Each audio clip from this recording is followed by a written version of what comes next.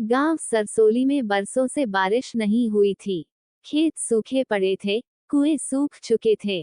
चंपा अपने छोटे से मिट्टी के घर में एक पुराना मटका लिए खड़ी थी। बहू गौरी पूछती, अम्मा, पानी कहाँ से लाएं? हमारे कुएं में तो अब रेत ही रेत है। चंपा ने कहा, बेटी, अब तो ये मटका ही बचा है, इसी में उम्मीद रखी है। मटका बहुत पुराना था, फूटा नहीं था, लेकिन उसका रंग काला पड़ चुका था। गांव की औरतें कहती थीं, ये मटका नहीं, चंपा की किस्मत है सूखा, लेकिन टूटता नहीं। गौरी ने उसी रात उस मटके को धोकर एक कोने में रख दिया और हाथ जोड़कर बोली, हे मटका महाराज, अगर आप में थोड़ी भी जान है, तो हमारे लिए कुछ कर दीजिए। अगली सुबह जब गौरी ने उस मटके को उठाया, मटका भारी लग रहा था।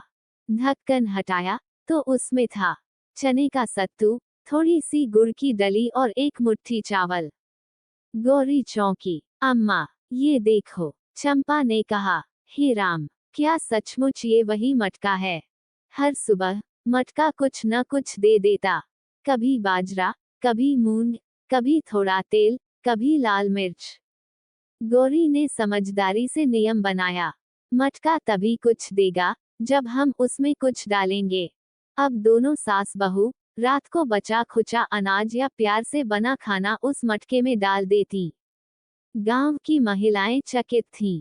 चंपा के घर रोज खाना बनता है।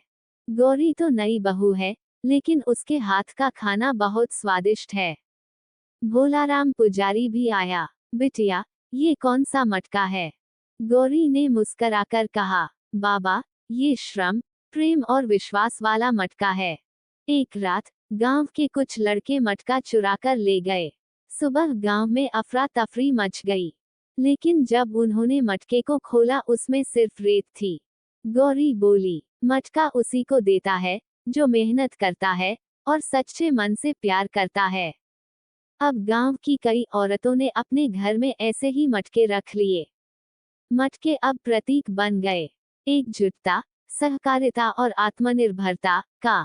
गौरी और चंपा ने गांव की महिलाओं के लिए एक छोटा समूह शुरू किया, मटका समूह महिला मंडल। हर सदस्य रोज थोड़ी सी चीज मटके में डालती और जरूरतमंद उसे ले जाता। कुछ सालों बाद गांव में पानी लौट आया, खेत हरे हो गए, लेकिन हर घर के आंगन में अब भी एक मटका रखा रहता।